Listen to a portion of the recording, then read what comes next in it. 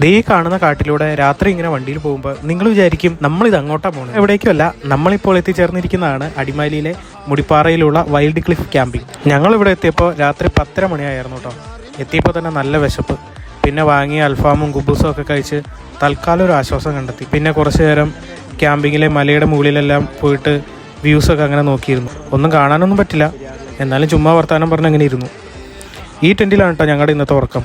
പിന്നെ രാവിലെയായി എണീറ്റ് കണ്ണ് തുറന്ന് നോക്കിയപ്പോഴാണ് ഈ സ്ഥലത്തിൻ്റെ ശരിക്കുള്ളൊരു ഭംഗി മനസ്സിലായത്. ആ മുകളിലുള്ളതാണ് കേട്ടോ ഞങ്ങൾ വന്ന വണ്ടി.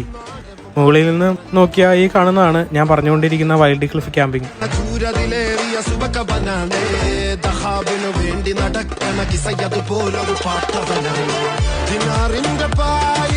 ഇതാണ് ഞങ്ങൾ ഇന്നലെ കിടന്നുറങ്ങിയ ടെൻറ്റ്.